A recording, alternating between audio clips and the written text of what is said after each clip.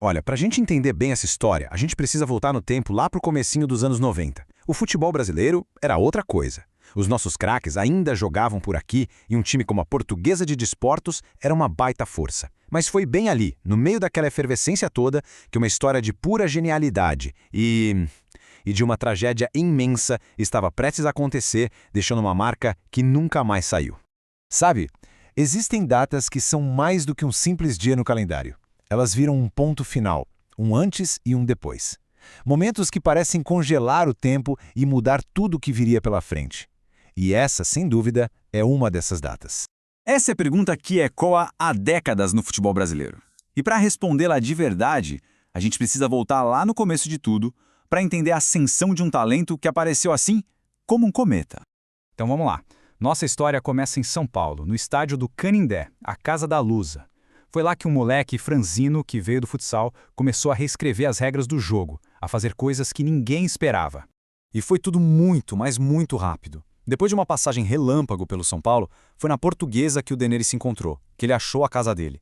Em 1990, ele já dava sinais do que vinha pela frente, ganhando o Paulistão Sub-20. Mas foi em 91 que o Brasil inteiro, de uma vez por todas, conheceu o nome dele. A Copinha de 91 foi o grande palco. E o Denner não só foi campeão, ele foi um absurdo, um disruptor tático. Ele simplesmente pegou a Lusa pela mão e levou o time a uma campanha impecável que terminou com um 4-0 na final contra o Grêmio. A partir dali, não se falava em outra coisa. O nome dele estava na boca de todo mundo. O estilo de jogo dele era único, e a chave para entender isso tá no futsal. Ele tinha uma aceleração que era uma coisa de louco, quase instantânea. Em 2, 3 passos já estava na velocidade máxima.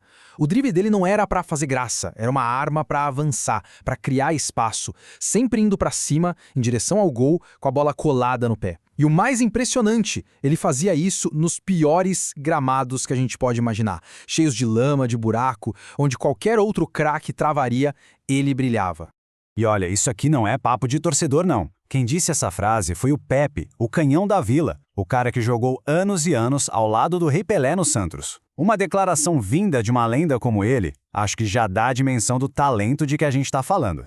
Bom, com o tempo, o Canindé foi ficando pequeno para tanto talento. O Denner precisava de novos desafios, de provar que aquele futebol genial não tinha fronteiras. E foi aí que a jornada dele por empréstimos começou.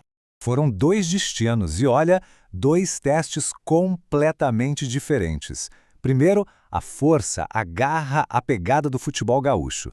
E logo depois, os holofotes, a paixão e a pressão do Rio de Janeiro. A ida para o Grêmio foi um verdadeiro teste de fogo. Muita gente duvidava, falava: esse moleque franzino aí não vai aguentar a marcação forte, os campos pesados do Sul. E a resposta dele? Veio em campo. Ele não só aguentou, como brilhou. Foi campeão gaúcho e mostrou uma maturidade que calou os críticos. Ele voltou de lá um jogador ainda mais completo. Já no Vasco, cara, foi uma explosão. O impacto foi imediato. O time simplesmente não perdia com ele em campo. O Rio de Janeiro se rendeu ao futebol dele em questão de semanas. Ele era o centro de tudo, a grande estrela do campeonato. E a torcida do Vasco resumiu o sentimento do país inteiro nesse canto. Pensa na responsabilidade. Colocar o nome do cara na mesma frase que os 2 maiores gênios da história do nosso futebol. Isso mostra o nível de admiração, de expectativa que ele gerava nas pessoas.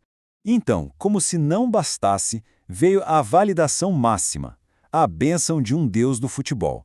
No amistoso lá em Rosário, na Argentina, Denner deu um baile. Do outro lado do campo, estava ninguém menos que Diego Maradona. E ele ficou tão maravilhado com o que viu que fez questão de ir até o vestiário do Vasco só para conhecer e cumprimentar aquele jovem brasileiro. Um gênio reconhecendo o outro. Ok, com o Brasil aos seus pés, 2 grandes objetivos ainda estavam ali no horizonte. Se firmar de vez na seleção brasileira e, claro, o grande sonho de conquistar a Europa. Apenas 2. Esse número é chocante quando a gente pensa no tamanho do talento dele. Ele até teve algumas chances, mas nunca aquela sequência que todo mundo esperava que ele merecia. E para a gente entender o porquê, tem que olhar para o contexto da época. A seleção do Carlos Alberto Parreira, aquela que viria a ser tetracampeã, era uma máquina tática. O Parreira priorizava o jogo coletivo, a disciplina, jogadores como o Zinho, o Mazinho, que cumpriam funções muito específicas. E o Denner? O Denner era o oposto. Ele era o improviso, a quebra do sistema, a fantasia pura.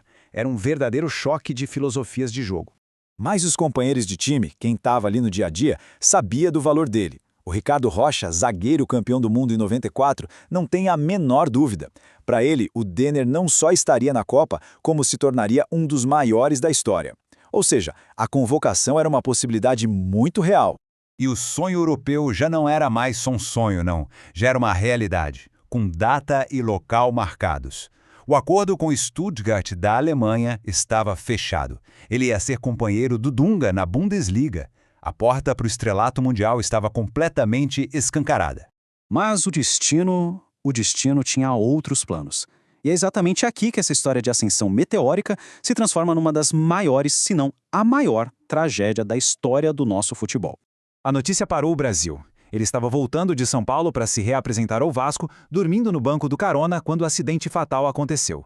Aos 23 anos, a promessa de uma carreira lendária foi interrompida da forma mais abrupta e brutal possível. Até hoje, a comparação com o Neymar é inevitável. Mas para ser justa, ela precisa de um pouco mais de análise. Pensa assim, ó, o Denner era um catalisador. A função dele era pegar a bola no meio-campo e quebrar as linhas de defesa com o drible. Ele resolvia o jogo nesse processo de criação. Já o Neymar, ao longo da carreira, evoluiu para se tornar um finalizador muito mais prolífico. Um jogador que, apesar de também driblar muito, é quem conclui a jogada, com um número de gols muito maior. Um iniciava a genialidade, o outro finaliza a obra. O legado que o Denner deixou é complexo.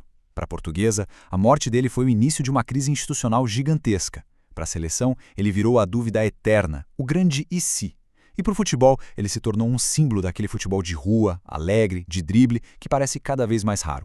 Em sua curta carreira, foram 141 jogos e 47 gols.